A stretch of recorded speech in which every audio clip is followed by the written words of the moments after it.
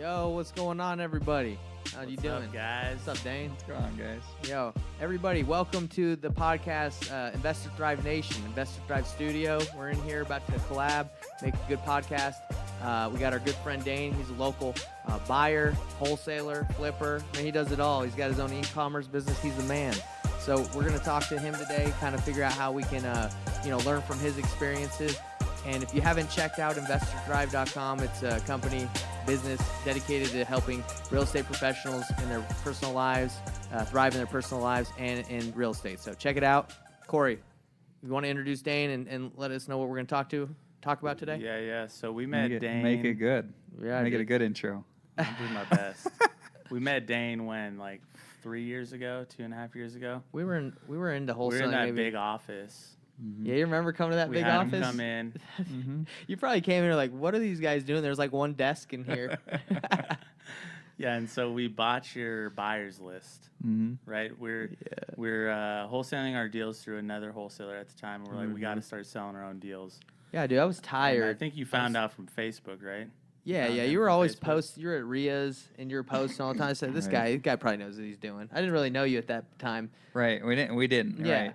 But we were wholesaling, like Corey was saying, most of our deals, our buyer's list was weak. For like the first year of wholesaling, we had a weak buyer's list, like 100 people. So we used Utah house buyers to sell most of our deals. And we Cool. got tired after a while, giving away 30%, just like anybody, right? They're just Sure. like, hey, freak, look at all this money I'm leaving on the table. And I think I had asked them to buy their buyer's list, and they were like, no way. Because they had us. They were like, hey, we're making money. Why would we give you our buyer's list? So I was like, I'm getting a buyer's list today. And that's like when I decided, I messaged you on Facebook. I said, you got a buyer's list, dude, I'll pay for that. And you're like, well, no one's ever asked me for that, but okay. So we ended up buying your buyer's list. I think we gave you, I don't know if I feel like you got a good deal. I mean, I what do don't you even remember think? how much it was. But yeah, I remember Yeah. feeling like it was fair. It Yeah. was $4,000, 4,500. 4,500. Yeah. He hooked us up, and right after we got it, we were able to sell like 3 Yeah, I deals. mean, You guys got a screaming deal. Is that a screaming deal? That is a screaming deal. Because to be honest, like, What would you sell it for now? I wouldn't now. you You wouldn't wouldn't sell now? it at all? No. Hit us up. We'll sell it. No. I'm just kidding. Yeah, I call It these is. guys. But, Ours is tripled since. But dude, honestly, buyer's list is so important. But after you accumulate like a large one, we just feel like we have so many buyers, Right. and it's just hopes. Honestly, I feel like buyers lists are overrated. You do? Why? you? Why is Yeah. that? I mean, we bought Nick Perry's buyer's list Bought Nick Perry's buyer's list. for nationwide wholesaling. It didn't help us sell one deal. really. There's an art to using a buyer's list. I think email used to be the way, and Right. that doesn't get it done. Oh, it's brutal. It Yeah, doesn't if get you're it just done all the emailing, time. It's tough. In Utah, that used to be like, hey, you send out an email Right. blast, is done. But It's a done deal. And our disposition took off when we started text messaging them. there you go. Yeah, I got a tip from one of our guys here, and he's like, Dane, why aren't you texting them? Mm-hmm. And we switched to that, and it was insane. The deal traction and the deal sizes ballooned. Like, dude. it was massive. And I agree, like, everybody, like, a lot of and I can't speak to anybody else's buyer's list because, like, I don't know everybody else's buyer's list, but, there's a lot of people shilling stuff where they, I could go on PropStream or something like that and buy a bunch Yep. of, like, quote-unquote buyer's lists and sell it to you all day long and say, oh, this will be great. But I don't know. It's Yeah, hit or miss. We don't count that as a buyer's list. That's like No. that's That's honestly like trash. blasting a list of sellers. It's like the same thing. Right. Yeah. Now it's something, like if I I mean, was it's better brand than new, nothing, that's right? not, Yeah. that's not a bad place to start. But yeah, I mean, you kind of craft it and hone it over time. And like you're saying, Nate, like it really is a science. In fact, Yeah. I was out of town, like last week or a couple weeks ago. Mm-hmm. And one of our newer guys, I put him in charge of a couple of deals that we need to close up. And I said, be firm with the buyers. Like, you don't need to be soft with them like the sellers. Be firm. Yeah. Because if you don't, they're going to take you for a ride. And I don't want to come back and you committed all this BS stuff to these guys. Yeah, So be yeah. firm. And he was a little too firm on a couple of the deals. Like, forget you. Yeah. So the one buyer that we had locked in that we'd gotten earnest money from, he was all pissed and thought we were, taking advantage of him. So I had to jump in and save it and kind of finesse it. But there's this really unique, I feel like this unique dance between like being firm but understanding, and you got to keep guys hopeful. Like, I mean, you guys know it's so incredible how many wholesalers are like, well, if you don't buy this deal, I'll find somebody else. F all you guys, you know. And like, you don't want to burn bridges. Burn all your bridges. I mean, honestly, there's some buyers that are like, you guys make too much money, and then it's just like it's already starting off like this. But well, with those people, they're never gonna be a good buyer for you anyways. That are like aggressive. If they from think the you're making beginning. too much money, like I mean, and good luck finding your own deals. Yeah, and once again, it's like it's a fine balance. Like we've had some deals where there was barely any traction, and you just kind of took what you could get. But we've had other guys, like I had this one guy tell me, I think this was a couple of years ago, and he's like, we have a really firm, like, we don't pay any more than $5,000 to a wholesaler. Can you believe that? And I told him, I said, look, I'll be honest with you. We usually make more on our assignment than you're going to make flipping them because I find the deal. And if that's a problem for you, then we're just not going to work together. That's bold, and I like it. What happened? We haven't talked since, so I hope he's doing great. I really do, but I think it's important to own your business model and know what you're looking to accomplish. I don't think flippers understand how much work and money and effort goes into finding deals. Right. And I had a talk with another buyer the other day, and I'm like, he's like, oh, you guys made $50,000. I'm like, bro, how much do you think it costs to acquire a deal right now? Like, what do you think it costs us to acquire that deal? He's like, I don't know, like $100. I'm like, bro, depending on the lease sorts, it could be $10,000. It could be $10,000 to close a deal. If it was $100 to acquire a lead, we would be making more money to acquire than a anyone. deal. The profitability, can you imagine? That would be unreal. I mean, we'd be flying. Yeah, it's insane. So I told him, I was like, dude, some lead sources, it's like $10,000. It is $10,000 some lead sources. Yeah. That's just how it is. Google Ads, easy spend $10,000 to get a deal. Easy. Are you still running your Google Ads? No, we broke even. Dude. Luckily. I got out. I was like, tough here. And so like we're not doing that. It's like a $600, $700 a click sometimes. Dude, it's brutal. Is that what you guys were seeing? I don't even remember. I remember, we literally had and I'm sure there'll probably be other people in Utah that'll laugh, because they know what they're doing. But we probably had 10 calls in 6 months. We closed one of them. But I felt like, I don't know, a lot of those is kind of like doing mail. Like, it was so competitive still. Oh, you think they're just filling out yours? Those are kind of the numbers, though. 1 in 10, that's about right. And I tell you, the longer that I'm around, I'm just not interested in competing for deals. I'm not. I'm just not. Yeah. And it's fascinating to see. And I had. That's all we do. Right. And it's crazy, bro. I hate that business model because it's often you need to be a really good salesperson for that to work, which is important. That's a skill you should craft anyways. But it's also oftentimes a race to the bottom. Who can give the seller the most money? And I think that's great, right? And I want to be really smart about how I say this because we never do it. In my opinion, we've never done a deal where we've put the seller in a worse position than when we met them. No, yeah. And there's a lot of people that do, and I think that's unfortunate. We've had plenty of deals we've canceled just because it was the right thing to do. Now, of course, you need to be firm. I'm not interested in backing out of a deal because they want to sell to somebody else for more money. Yeah, we need to find a way to work together there. But I feel like we found a really good niche in finding deals where not necessarily there's never competition, but far less than PPC or mail. Yeah, and I want to do less deals but big deals. I think our average deal size this year is in the $40,000 range. That's where it's worth it. Awesome. That's when it's worth it. Oh right? yeah. You start doing deals like 8,000, 10,000, even 15,000 now is not that good. Right. For your average wholesale fee. Right. It's all about that ratio, right? Between what you spend to get a deal and what you make on the deal. Right. And if you're not 4 or 5xing that, you're going to struggle. Right. And so many new people, especially, and I think all your guys are new people that we're speaking to, right? Yeah, they're new. Yeah. But they need to know the truth. Yeah. I think it's really important that, in fact, I'll break this down because I break think it down, brother. We're kind of going all over, but I'll give you a lot of the nuggets that I wish that I would have known when I was new. Okay. So right now we're going into the nuggets you wish you would have known when you were new. So let me go. We'll back up a little bit. I'll give you a little bit of introduction for a minute, and then we'll jump into some of these other nuggets that I think would have been really helpful to understand when I was new, to help paint a picture, to really understand what it is that I wanted to create with this business. Okay. So like the guys said, I'm Dane. We met Intro, a few baby. years ago. I got That was a long started. intro. Yeah, right. I try to splice these up so Oh, people don't okay. have to watch. That one will be difficult to splice up. But hey, You dude. can just turn into a buyer's list thing. Yeah. Sure. Yeah, buyer's list for the first portion. Okay. So I got started in wholesaling about, what has it been? About 5 years ago. And I was working in the tech industry. Funny enough, I went and got a master's degree because I was scared to be a salesperson. I wanted to educate myself out of having to sell to make good money, was my thought process at the time.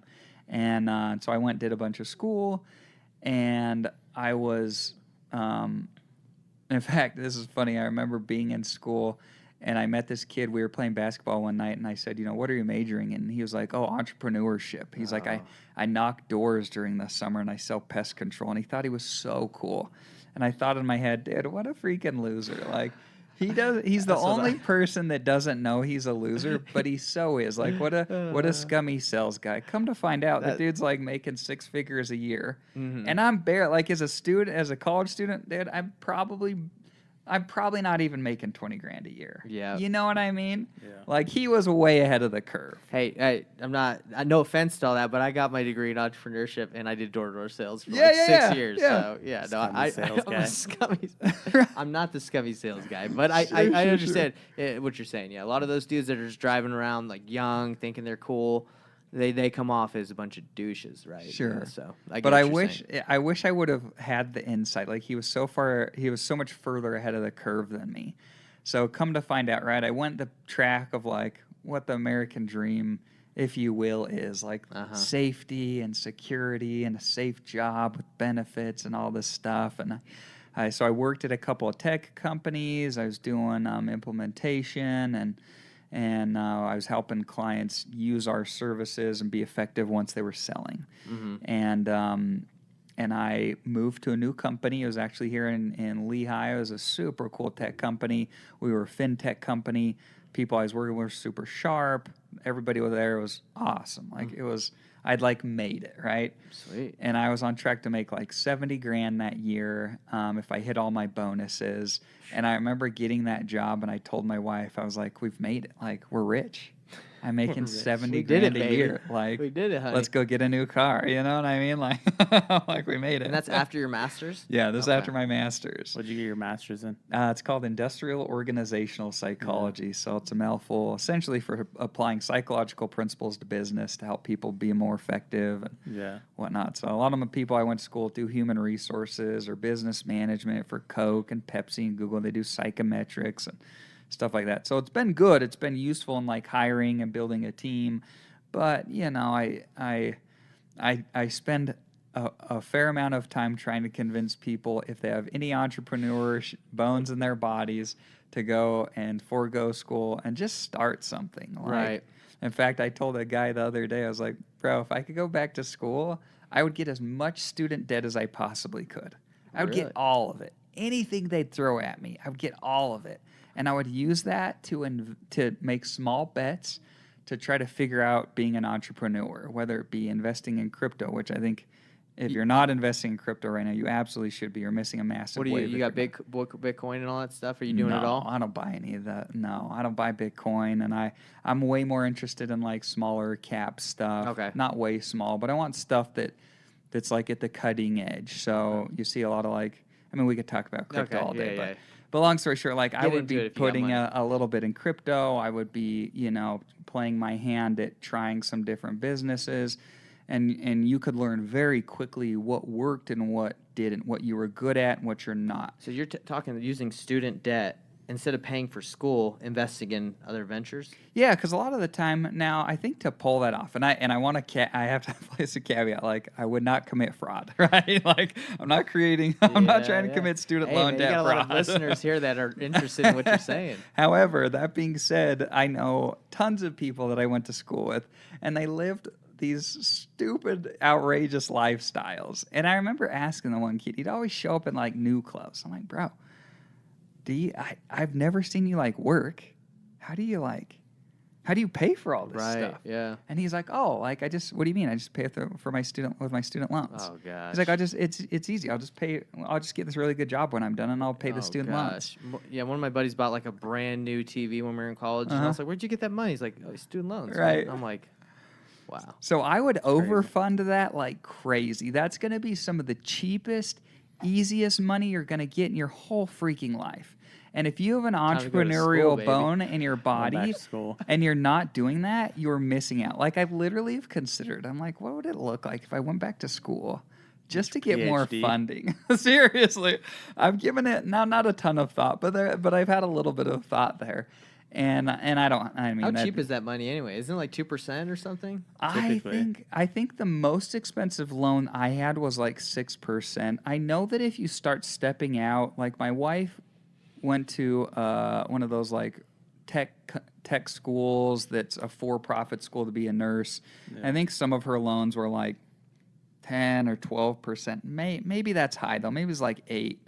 But even then, man, like I would take debt like that all day long, amortized over however long it is that they do at that interest rate, because I know I know that with my eyes closed and my hands tied behind my back, I could double, triple, 5x that in a year. I easy. love it, dude. I love it. Easy. And That's a good feeling. That and is. I think this is really important to understand. I'll probably say that phrase a lot. So when I started out, because it's really easy to listen to podcasts like that, and it's really easy to say like, oh, these guys have it figured out, like they could go and spin up something new and make more money. Like you can, but it's like going to the gym. It's a skill set that you learn. You don't get in good shape by going, once a month. You get in good shape by doing it every freaking day. Yeah. And it's who you are. It's your lifestyle. And so I found that I love creating opportunities for the people that I work with. I love building a dope team. I like, making money is a nice, benefit of doing those things, but I want a skill set where I could create and build. Yeah. And anybody can do that. And you'll find that as you get in and you start doing and trying to build stuff, that you'll find, and I think that if you can find what you're good at as fast as humanly possible and what you're not, and play to your strengths, you're going to be in so much better shape. Like point in case, and this will lead us kind of like a little bit more about me. So I started wholesaling, 5 years ago. It took 6 months. I was like running out of money. I did my first deal. I was sending out mail. I sent $5,000 in mail, and I made like $2,500 on that deal. And I'm like, oh crap, what am I going to do now? I went to an event here locally where actually Brent Daniels, shout out to Brent, credit where credit is due. I was talking TTP. I was talking about his cold calling program. If I'm not mistaken, and maybe I am, but I believe that I'm the first, or really dang close to one of Brent's first like paid students. You might be, yeah, because I remember I was talking to Jerry Norton. He said Brent Daniels, right, started around that time when you started wholesaling. He started coaching. Yeah. And so I'm out of money. Brent had come into town, and he's talking about how they're cold calling to find deals. And I'm taking pictures of everything, and I'm writing it all down. Because I'm out of money, and I'm like, I have to change. Taking that picture. I remember those. Oh, they yeah. have the big old projector, and you're like... Oh, the slides pop up, my phone's out, I'm getting all of it. Oh, gosh. And I went home, and I said, well, this is what I'm going to do. And I remember... I'd gotten a tax delinquent list here locally in Utah, which come to find out is super competitive. I had no idea at the time. Everyone says it's a great list. And I prayed, and I said to God, I'm like, I'm literally going to call this list till I make money, or you tell me to do something different. Nice. And I'm going to do that until I make money, or we lose our house, and we lose our cars, and we lose all of it. Now, my wife didn't know this, but I was ready to freaking lose everything. I love it. And go live in my parents' basement, which is a very fortunate, bad circumstance to be in. If that's the worst case scenario, go live in my parents' basement. Let's bet the farm and go. Let's be real. A lot of people got nice great. basements here in Utah. Right. These are some nice basements. How big is out the here. basement? That's the real question. now it's a fine basement, Okay. And I'm blessed to be in that circumstance. But there's no better time to bet or to make big bets than when you're young and you don't have much to like save. You know, at that time we have like some cheap cars and a house, and big deal if you lose those.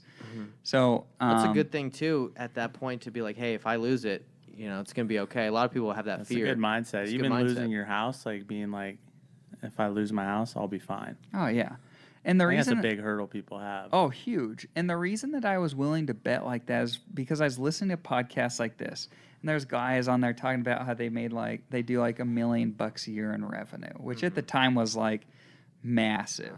And you hear podcasts now, and it feels like everybody does $1 million a year, and now doing 3, 4, 5, whatever. You know what I mean? But that was, I'm in my head, I'm like, I'll give everything away to figure out how to go make $1 million a year. If that means losing my house and living in my parents' basement for the next year, like, I'm happy to pay that price because the upside's huge. Right. It's huge. And so I got on the dialer and I started calling that list, and it was right at 14 hours of dialing. And I get on, and this dude answers, and I say, hey, 14 hours straight? Oh, no, certainly not. I think that was probably like over the course of a week or something like that, you know. 14 hours, that'd be almost hours. Oh, yeah, I was committed. I was like, I woke up at 3 in the morning, and I just kept going. And no, that's probably over a course of a week, broken up over a few days. And I'm sitting there, and I feel like it's so important to be connected to like whatever your higher power is and your purpose. Like, I think it's so important to be connected into those when you're trying to create something like a business. And because for me, that kept me going. I really feel like I had a number of times where like we had run out of money. My wife's like, hey, you know, I really respect what you're trying to build here, but we have to make some money here. So was she working, by the way, or was it just you? Yeah, so we're and I set us up pretty good. Like, we were renting our basement at the time, so our mortgage payment, it almost covered our mortgage. She was a nurse, and then we were breeding dogs as well. We still have the dog breeding business that we've expanded, and so we're doing good, but not enough that like we could cover all of our expenses. So I had about a 6-month runway, and so I'm about to that 6 months. And she's like, Dane, you know, you need to get a job or you need to make some money. And I'm like, I mean, I don't disagree with you. You know? Sounds like you're in a tough position, man. Oh, 100%. But you have to be put in those positions to find out like who you are, what type of man or woman you are. And I've always been somebody that like the pressure, even though it's not comfortable, produces really good results. Like, I was always the person that stayed up all night doing the assignment at school, like the night before or in the morning before school. Like, I'm freaking good when the pressure's on and I need to perform. I'm freaking really good at that. Love it. And so I was in that position. I really felt strongly. Oh, so she's like, Dane, you know, you need to go get a job, and I told her that I'd apply for a few. And so every time I'd go to like put my hands on the keyboard to apply for a job, it was like God is like, Dane. He'd hold you back. Literally. He's like, what are you doing? Stop. Like, that's what I'm hearing in my head. He's like, stop, Dane. And then there would come the reassurance. He's like, Dane, I've got you. You know, and I'm like, you know, well, so don't give up. You got an e-commerce business to run in the future. There's a bigger purpose here, though. And I'm like, okay, you know, like one way or another, God's either going to make this work or we're going to lose our house. Wow. And either of those is like not a terrible situation in my head at the time. And so I'm on the dialer, 14 hours deep. This dude, he answers. I say, you know, would you consider selling your house? And he says, no. And I'm about to say like, oh, okay, no problem. Do you have anything else you consider selling? And hang up on him. And I don't know why, but I paused long enough for him to say no. And then he said, it's because it's not worth anything. And I was like, oh, what do you mean by that? You know, like I knew enough at this point that I'm like, okay, there might be something here. So I'm like, what do you mean by that? And he said, long story short, he had this deal where he bought it like 5 years or 6 years previous. He bought it at an auction. He wasn't an investor, but he'd had enough cash. It was like 50 or 60 grand that he bought this house cash. It was a hoarder house. He was going to clean it out and live in it, right? So he bought it, he cleaned it out, he moved all of his belongings in, he slept there one night, and he said, there's no way I can live in this dump. He left almost all of his stuff there and moved in with his friends and had been living with his friends for the last 5, almost 6 years. And That sounds like the perfect oh, situation dude, for what like we do. God, like coming down out of heaven and handing me like this The best perfect lead of all opportunity. time. Yeah, The greatest Dude. like, on the golden platter. Dude, yeah. Says, I couldn't even give it to you. You're like, are you sure about that? Now, that being said, now it looked great right on the surface. I look it up on the tax assessor. I think the tax assessor says it's worth like 120 grand. And I tell the guy, I'm like, well, what if I could find a way to like just put the money back in your pocket that you paid for? Like just get you out, get your money out so you're not tied to this anymore and you could just move on. And he's like, oh, you think you could do that? And I'm like elated right now. It says 120 on the tax assessor. I'm trying to get it for 50 or 60. I'm like, this has to be a deal. I haven't even seen the property. I'm like, oh yeah, I think we can. Where do you live? Like, I'll just come to wherever you're at, and we'll get the paperwork out of the way, no problem, and then I'll deal with the property after. He's like, oh yeah. So I jump in the car, print off this real estate purchase agreement, and I'm praying the whole way. I'm like, God, don't let somebody call this guy before I get there. Don't let them see any marketing. Like, just let me get there. No mailers, no and text. I need please. to put this deal under contract and figure it out. So super nice guy. I go over there. I put it under contract, and I'm super excited, right? And then the next thing I find is that the house is in bankruptcy. Oh. I'm like, son of a bitch. Yeah. This thing seriously. is like, this is potentially a dead deal now. Uh-huh. Like, could be a dead deal. And in fact, one of my mentors that's done a world of good for me, I asked him about it. He's like, oh yeah, Dane, that deal's dead. Like, don't waste your time. But I'm in a position where I have to perform. Like, I have to, no matter what. So I have to see this lead to the end to make sure it's a deal or it's not. And so I talked to the seller, and he's like, well, the only reason that it's in bankruptcy is because I wanted to save it from going to tax sale. I said, oh, that's it. And get this, he had been on the tax list for 5 years. Oh, wow. Like here in Utah, they go to sell after 5 years. And he had been marketed to. When I bought that house and we went in there, I should say when I put it under contract and we went in there were stacks of mail, like, we'll buy your house, filled in the mailbox, in the house. Like, He just didn't care. He had probably had 1,000 postcards over the years. How much money would that be? 30, 40 cents a mailer? Oh, yeah. All that money, just burn it. $100. Just insane. Thousands of dollars, just burn it. But he wasn't ready yet, right? And timing is everything in wholesaling. And so, it is. So I call his attorney and I say, hey, like, what do we need to do to make this deal work? He says the only thing that's tied up in the bankruptcy is the house. Is that right? And he says, yeah, that's it. And I said, what do we need to do to sell this? Me and my partners, or we want to buy this. He said, oh, I can just dismiss the bankruptcy if you guys have a purchase agreement in place. I said, oh, I got the purchase agreement. He said, send it to me. I said, oh, cool. So I sent it to him. Like 3 days later, bankruptcy is dissolved on the premise that the house is sold, right? Beautiful. And so I will go and I find a seller, which is hilarious because at the time I think I sold it for like what I put it under for 60. I made just a hair over 70 grand as the assignment fee. You made 70,000 on your first second assignment deal, fee? 70 grand, just over. That's great, dude. And which is what I made in a whole year of my job. Like, it was gosh. insane. You were What is your ecstatic. first deal? What'd you make? 2,500, right? 2,500. I'd sent $5,000 in mail. Yeah. And going back, you probably could have sold it for more, probably, right? Than making 70, you probably could have made more, right? Oh, for sure. If I would have had a big buyer's list and all that stuff, absolutely. And in fact, if I were in that position, we did a deal with a guy the other day, and we work with a lot of wholesalers locally. And I say, hey, like, just call us and we'll sell your deal for a flat $5,000. And I had a guy that we sold his first and second deal, and I think he made like 30 and 40 or 50 grand, but 30 on the first and 40 or 50 on the second. Mm-hmm. I'm like, man, if I would have had somebody like me with the reach, I probably would have made 100 grand on that 100%. thing. Now that being so you only charge Where was $5 this deal grand at? to blast out deals? Yeah, we just do a flat 5. Yep. You like that more than the 30% or I mean, I absolutely want to make more. Like we sold a deal for the guy this week. He made over 100 grand on the assignment fee. Now I would have loved to have had more of that. That's awesome. But my thought process is he's going to keep coming back to you. Yeah, exactly. And we want to have a good working relationship where we can do more business. So, like and the deals vary a little bit. Like if you need me to come in and be Rumpelstiltskin and spin, straw into gold, I'm going to make some more money because there's more work. Yeah. But if you bring me a deal and you're like, Dane, I just need some traction for you to sell this, then yeah, we just do a flat 5 That's and so it's cool, easy. bro. Good job. That's awesome. But so I went and did that deal and we closed it and it was great. And yeah, so that's kind of how I started and what we got into and what we do now.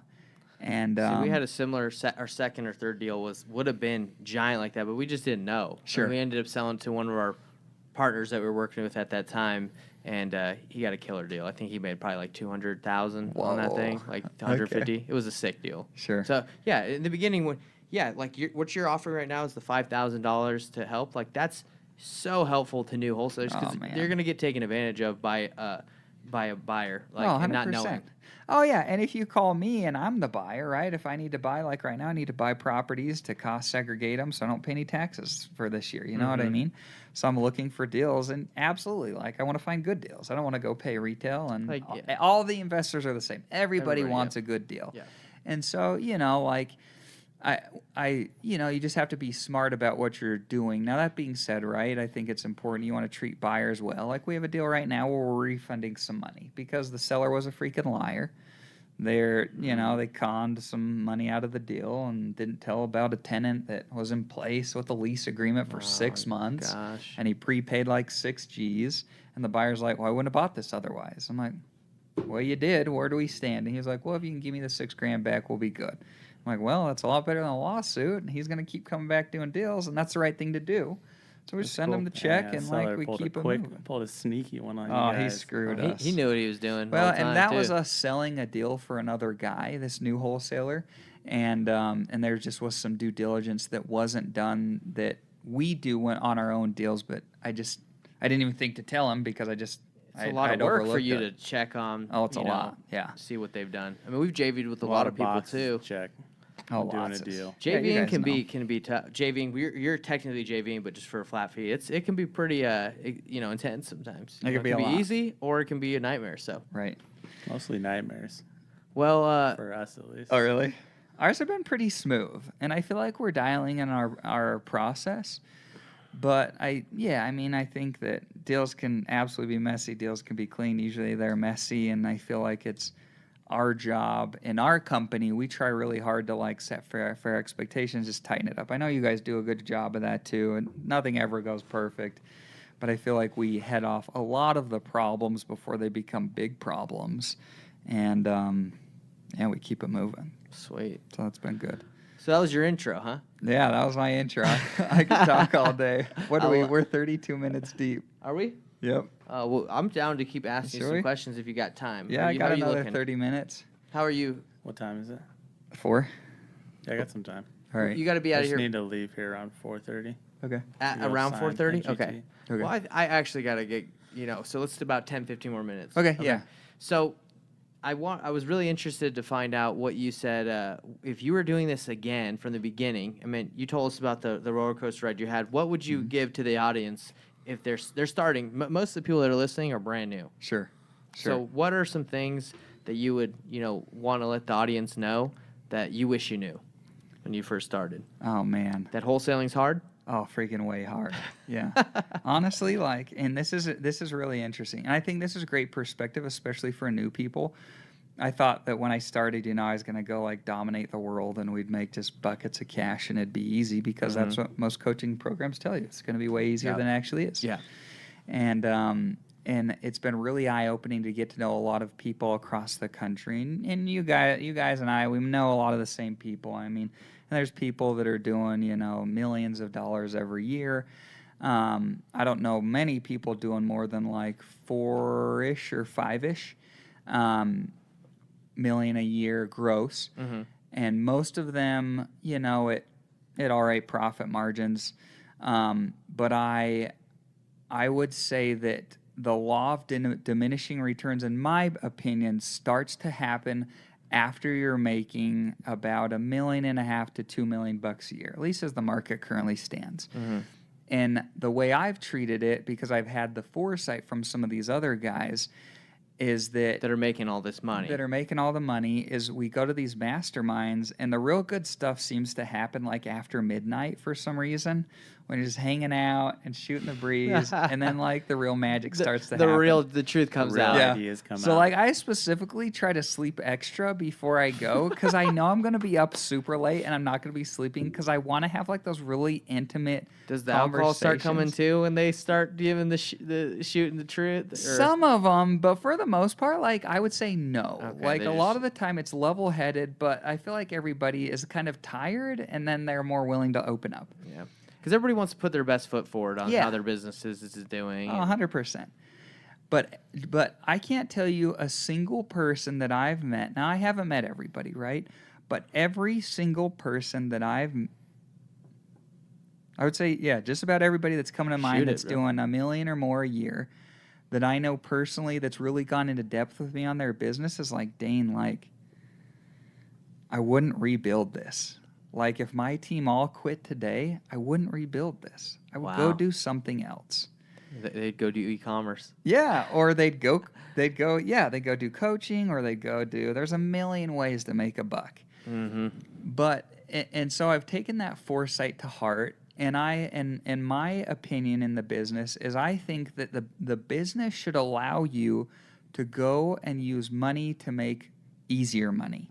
Like we talked about before, like wholesaling is hard money. It's a grind. Hard money. I mean, It's a Did it- grind even thinking about it. well, I mean, it's hard money to make. well, I mean, we were talking to Jordy, and he's like, even finding buyers that like are motivated to New buy your deals all the properties, get time. deals all the time. That's the grind. Like I Right. think, like what you're saying, there's just a sphere of like you having businesses Well, that like you a have to go marketing, prospecting, Mark- sales business is a lot of work. Oh, it's so much work. That's just the way they are, get. It's right? just yeah. And it's not a sellable business.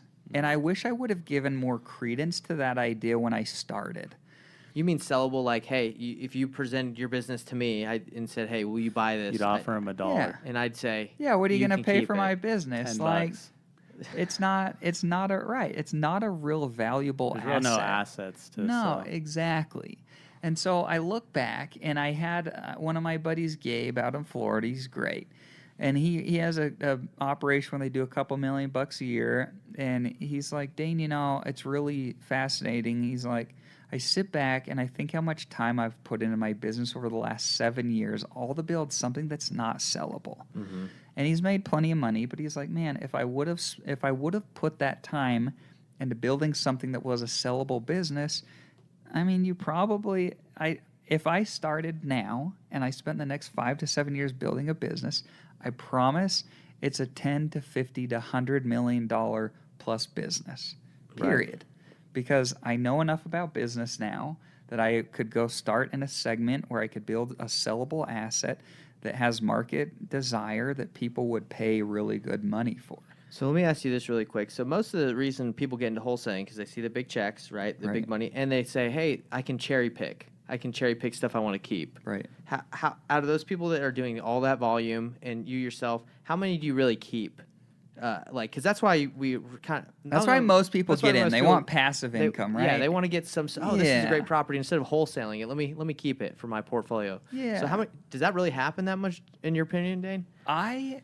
I would say no. It's really easy to get caught up, and you're making, especially like the ones you make the most money are really the ones you probably should keep, right? Mm-hmm. Like they are, because they're the best deals and appreciation and all that type of stuff. Now, that being said, there's a trade-off, right? Because you have to keep your business going. And so you have to be generating revenue, and so you have to sell off deals. I don't know and I know a lot of people. I don't know many people that like love real estate for the sake of real estate. Like there's very few landlords, in my opinion, that I've met that own hundreds or thousands of doors that they're like, I just freaking love real estate. They don't care about real estate. They love just money, wanna, yeah. Yeah, they want to make a check and have an impact. And the way that I personally, because I like the fast money. If you can give me an easy check, man, I'm the biggest sucker to take it. Absolutely.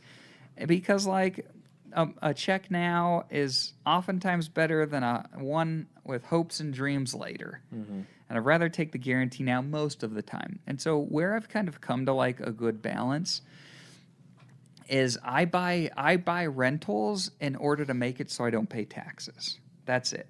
I can make it cash flow wise and revenue wise.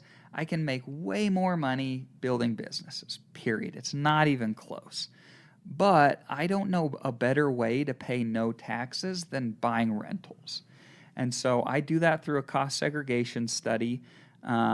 If you guys, after the podcast, I can give you guys my information. You could tag it in the podcast. But if you guys need help with cost segregation, feel free to reach out to me. I've got a number of contacts. But essentially the way the math works out on a cost segregation study is you take your income, your taxable income, and you multiply that by 3. Okay. And that's the amount of real estate you need to purchase in order to wash your income away. Okay. For tax purposes. That's good info. Yeah, so if you make $1 million a year, you need to go buy $3 million worth of real estate and cost segregate it all so you don't pay taxes. And in fact, I got a check for $5,000 last year back from the government. That's awesome. So that's kind of how the math works out. And so I base it kind of on that, where I say at the beginning of the year, hey, I think I'm going to make roughly X.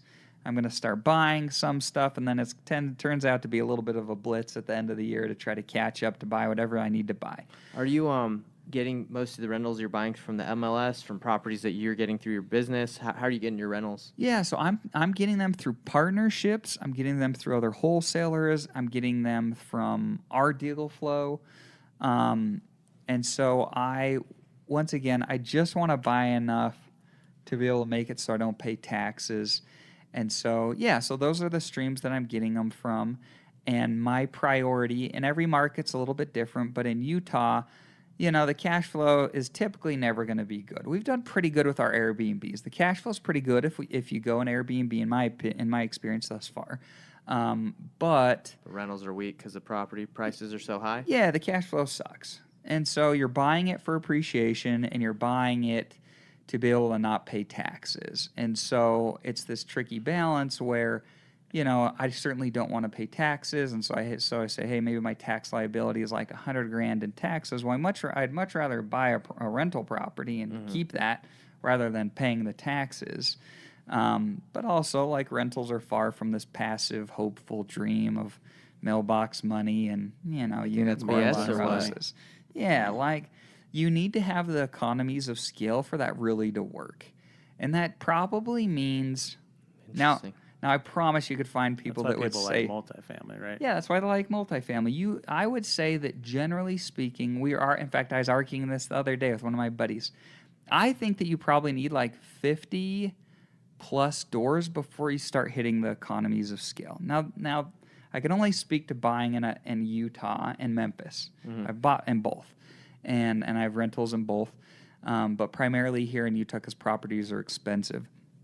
But until you start getting economies of scale where it pencils to have management and assistance and help and all that type of stuff, like you're the person they're calling to go and fix crap, or it's another grind. It's another grind, and the problem is when you're in a place like Utah, if you don't have the economies of scale and the cash flow isn't that good already, well, now you've got to find a way to still take care of and maintain the properties, service the tenants, and rehab them when something bad happens. Like I have a seller finance deal that I bought early this year that on paper was a great deal. I bought it.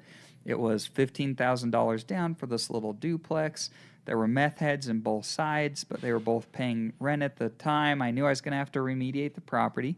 But I thought I'd probably see like 6 months of cash flow before that happened. Real quick, do you know how much it costs to remediate a property usually? Yeah, so those ones that I remediated over there were like $5,000 a unit. And those are small. Like those are only 400 square feet a unit. So maybe more for bigger property, but it's really not as expensive as it used to be. Okay. Sorry, go back. And so so when it push came to shove, it was a nightmare getting them out. The police came and raided the property, so that was helpful. And I think I was on the news, like, it's just part of the fun. And the news and the tagline, it's like, I'll buy your house. Right, I should have worn a shirt with branding on it. Yeah. But yeah, I mean, that property, like, I got it on seller finance terms, which was great, but now I've got to put another, I thought it was only going to be like 20 or 30 grand into it. I think I'm probably like closer to 60 or 70 with the rehab and everything that's needed. It needed, come to find out, I need a little bit of foundation work and some of this other BS. That's my fault. I didn't do enough due diligence, and that's my fault. Like we usually don't. yeah. And I learned from that. Like, I learned that, so now we do our due diligence much more thorough after buying that property. And so that property goes from, like, a deal where I only have 10 grand sunk into it and I'm cash flowing $1,000 a month to now I've got 70 in it. And now, like, I'm trying to think, how can I increase my cash flow so I can get my money back in the next couple of years? So I think with Airbnb and that one, I should be able to get my money back in about 2 years. But, like, the return on that sucks. That's 50% a year, which for a lot of people, that's a lot of money. But in a business, if you're only getting 50% a year of money, you're only getting 50%, like, you're out of business. Where'd you find that? From another wholesaler? That was from our marketing. Okay, your marketing. Yeah, so that was from our marketing. How do you pay your team out on ones that you keep? So we treat it just like a wholesale. Okay. And I say, okay, like... So you're wholesaling it to yourself, which you're probably another LLC you have. I say, what do we think that this thing could wholesale for? We come to an agreement, and then I pay commissions based on that amount. That makes sense. That's a good move. Yeah. So what go ahead. So it sounds like you are telling the listeners to bump wholesaling. Yeah, man, because we're like... I am. I 100% am. Do you suggest people, like, start with that route, or do you suggest a different route for people? Because honestly, you are where you are, and we are where we are, most people are, because they go through this furnace. Because of the furnace, 100%. Right? And you can make money in the furnace, but... It's hot. It's hot. Yeah, so I say all this bad about wholesaling. Now, there's a ton of benefits, right? Like, once you can get out of wholesale purgatory, it's really a pretty cool place to live. What would you say that is? Like 5, 6, 7? Like, how many deals would you say? So I don't think it's so much deals, because once again, for us, like, we've only done, I think of our own deals this year, I think we've done like 30 deals. We've JV'd on like another, I don't know, 10 or 15 or something like that. But we've only done like 30 deals. So you see these other guys that are like, we do 30 deals a month. I'm like, forget that. Good for you. How can I do 30 deals? What have you done in revenue from those 30? So we're at about 1.3 million. We should finish pretty close to 1.5 this year. That's awesome. Was that your goal? Our goal is 1.4. Yeah. Okay, so that's awesome. So that's good, yeah. So it seems like you achieved that with larger... Not more like trying to do more deals, but trying to get bigger. I want to do better deals, right. And our team is like fairly nimble. So I've got me, and then I have my admin, Brandy, who's like my right hand. So when I talked earlier about figuring out what you're good at, I'm not good at integrating stuff. Like, if you gave me a task and said, Dane, like we were talking about, go figure out this CRM, like, I'm the worst person. It's going to take... I take that back. Like, I could figure it out. And I'm not terrible at it, but it's going to be slow, and I'm going to hate life. I'm going to hate it. I hate that stuff, too. And it's going to go slow because I hate it. You're good at it, but I don't know if you I don't like it either. But he does it. Yeah. But I have to. You got to, I mean, that's... Because we don't have Brandy on our team. We got to find a Brandy. You need to find a Brandy, yeah. Like, you need to find a true integrator that's what they do, and that's what they thrive on. Yeah. And she loves that. Like, she loves putting a system together, and she's like, this is running so well. And I'm like, yes, that's what we need. And so Brandy is like the bomb. And then next, Brennan, I need to really, like, put a lot of respect on Brennan's name. He's been with me. So Brennan, my little brother, has been with me for like 3 years now. He's been with me the longest. And he's the most crucial piece to our company, period. Because if Brennan didn't help me, like, we wouldn't have been able to do anything that we needed. And so Brennan runs our sales, and he's like a monster closing deals. He's become incredible at it. So Brennan was instrumental. And then we picked up Brandy, and Brandy was able to help me and Brennan just get organized, and it was crazy. Just adding Brandy, we went from doing $300,000 to $800,000 the next year, from one person on a 3-person team. That's awesome, man. And then we've got a couple more people right now. We've got Tyler and Jason that work with lead management and sales, and so our team. And then Nate helps as well. He's admin, but we've got crossover, so Nate and Brandy help run our e-com business as well.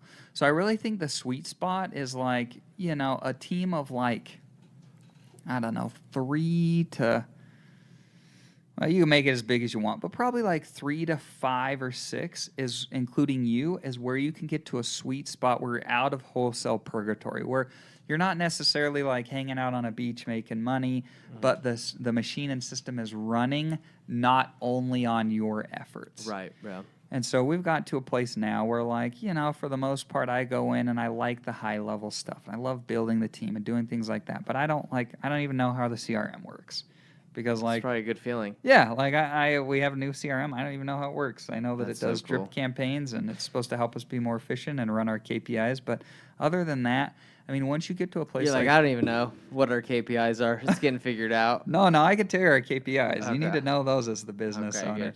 But like, but yeah, it's really I kind got of a question for you.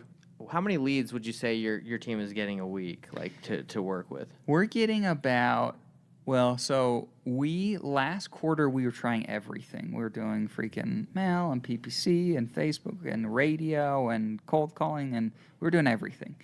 And I find that for some reason we're really good with phone marketing. That's always calling? where we've made our money. Cold calling? Texting, and RVM.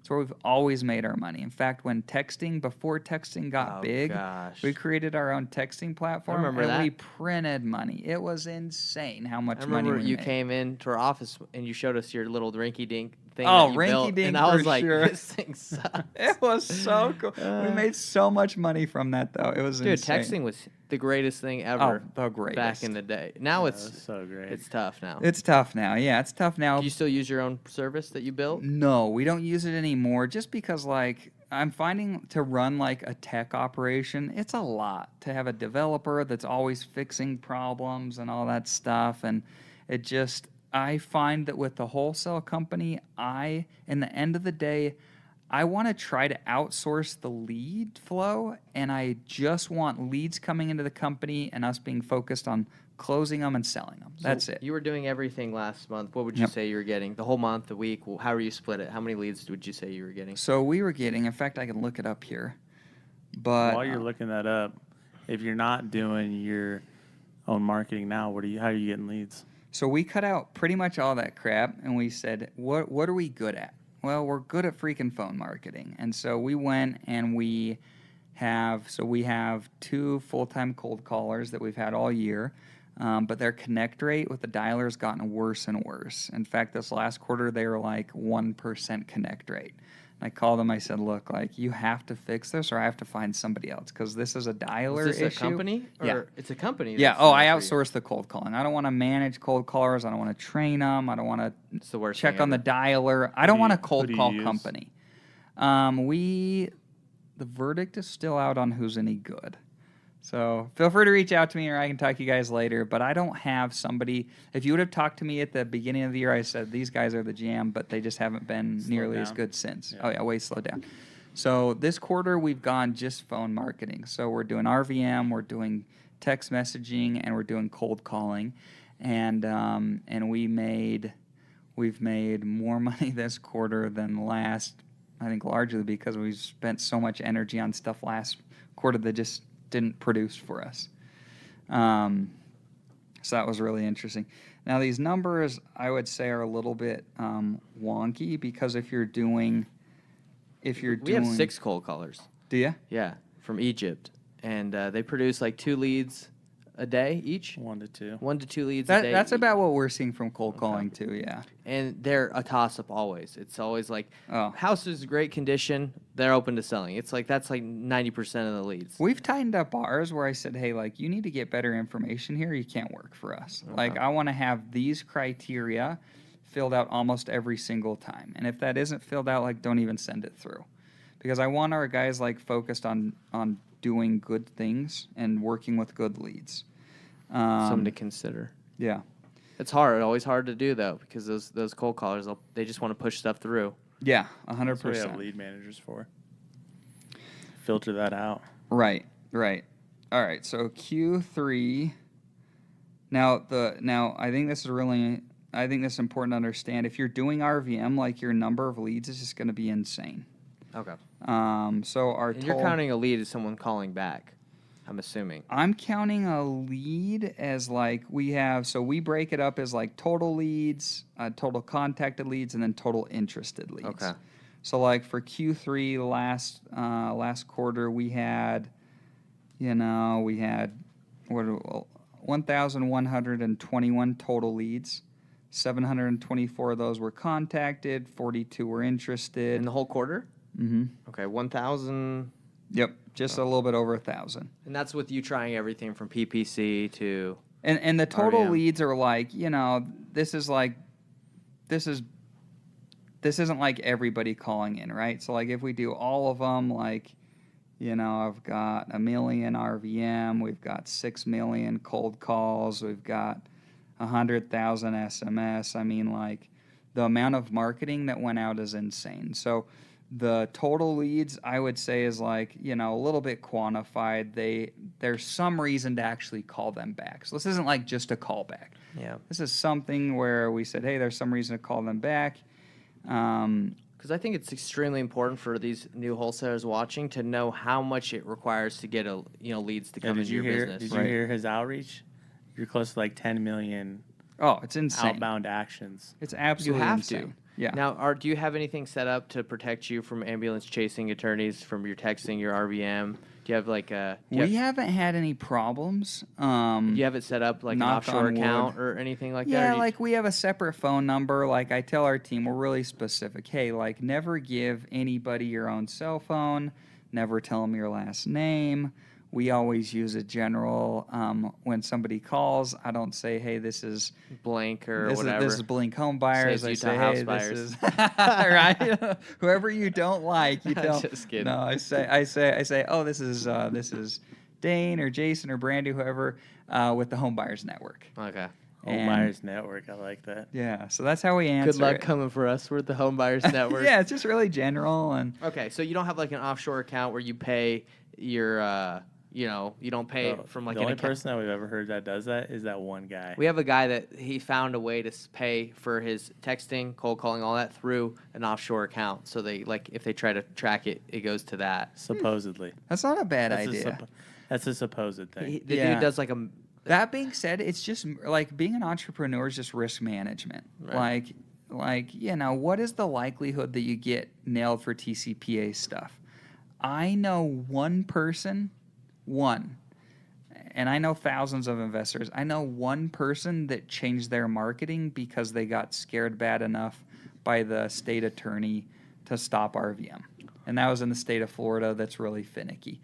I know buckets of others that get complaints or notices, and they're like, I just ignore them. So I'm still a little shocked. So 10 million in outreach, pretty much in the in your You third said quarter. 6 million RVM, 3-some million cold calls. Yeah. 3 million cold calls.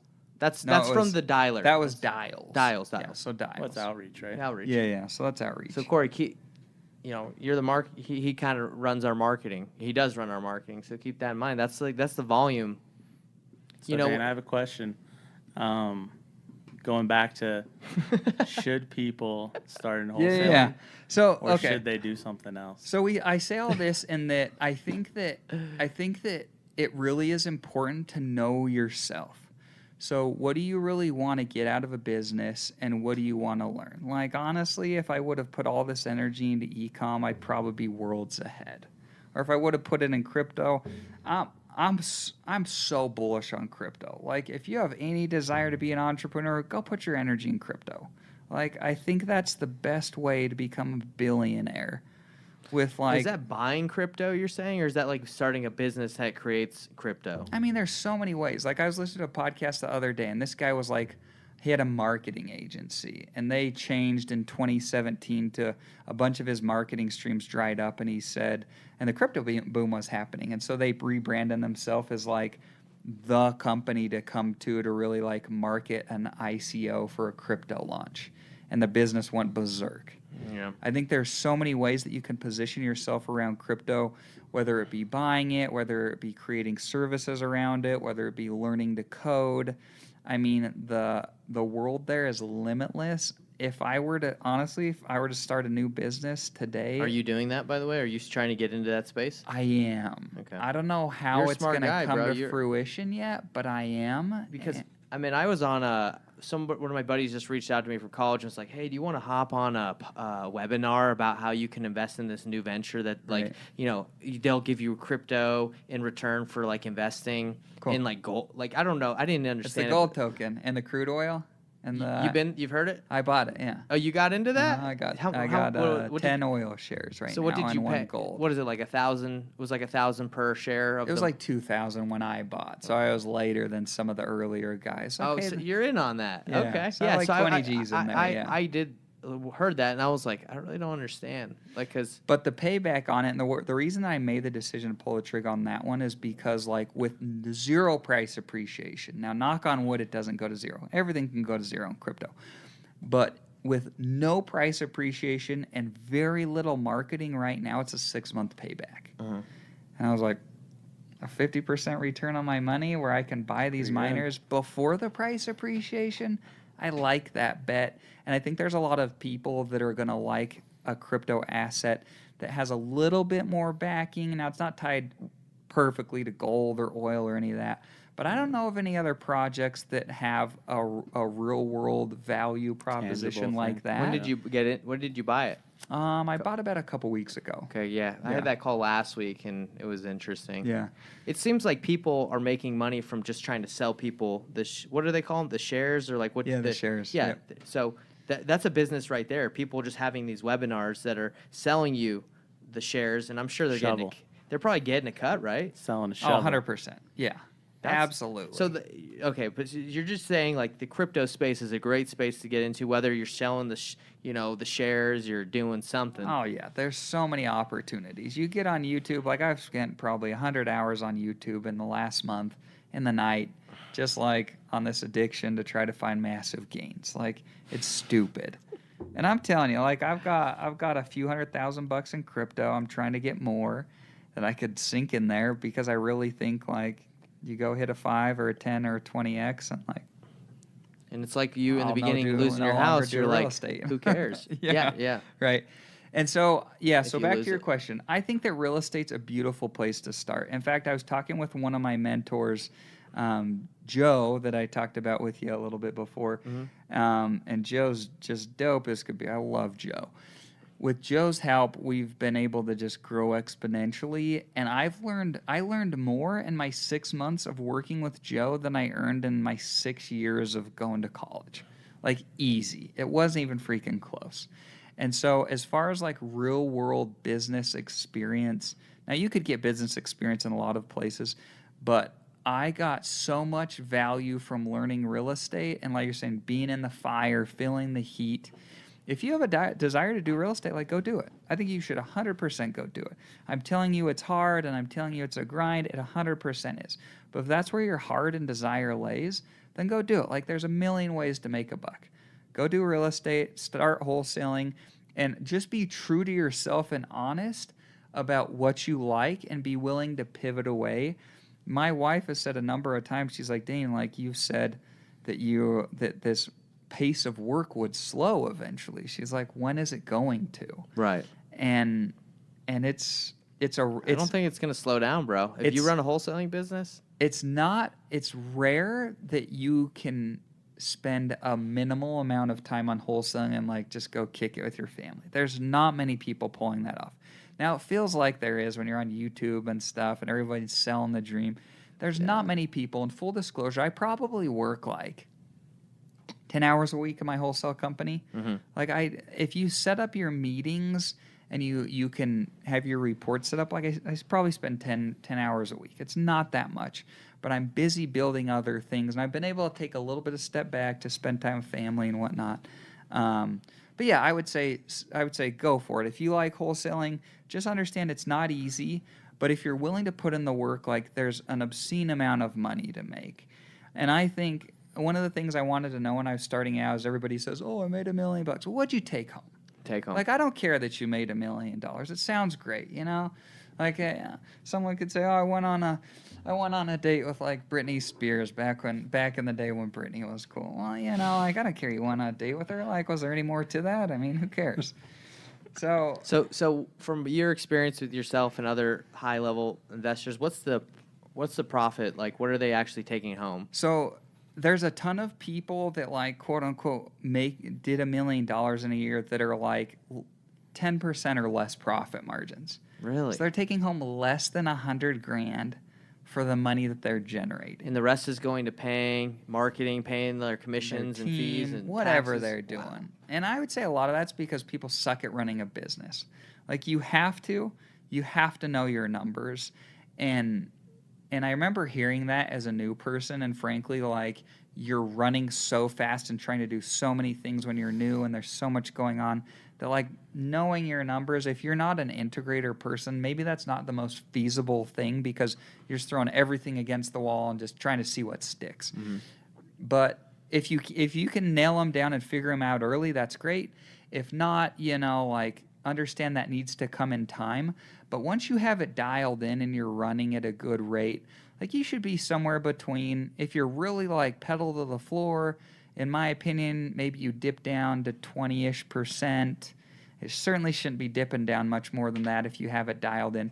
But if you're more at a place where you're more stabilized, you're running lean, like there's no reason that you shouldn't. You should for sure have the goal to be running like a 30% profit margin business, 40 or 50 maybe if you're doing a lot of JV deals, because that's like a very little cost type of business. Yeah. So that's what I would say. We're running at like a 40-ish% profit margin type of business for our business. And that's because I'm pretty lean. Like some of these guys have like a 10-person team and, they're doing and they're in all these markets. If that's something you want to do, then like by all means. Yeah, I would say the nationwide model is more like it costs more to run that. You need more way people. more, right. Local, you can do more lean, but Right. then you gotta be doing a ton of marketing like you're doing. Right. Because you're not getting a lot of people unless you're spending the money. Right. And once again, like I knew pretty early on, I just wanted to have an operation that was efficiency's way more interesting than volume. Like, Yeah, that's what you told us in the past. Like, what's the take home? Who cares how Yeah. much money you're bringing? If you're doing $4 million, if you're only taking home like barely anything, that's just a lot of work for like nothing. say you're taking home $500,000, like that sounds like a lot, but for the income that you're producing, you should be taking home a lot more. Like in point in case, and here's a really interesting example. And I know, and we need to wrap up here, so maybe this is kind of like the last point.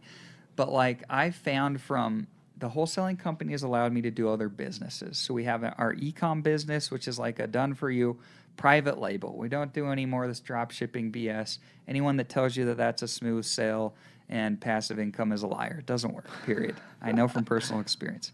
So don't go buy any of that crap. Call me and we'll set you up with a real product, with real branding, with real... Are you taking on more clients? Yeah, we will be. We will be. So if When's the timeline? So right now I've got our first batch of clients that we've pivoted over to private label. All of their products should be implemented within the first quarter, by the end of first quarter next year.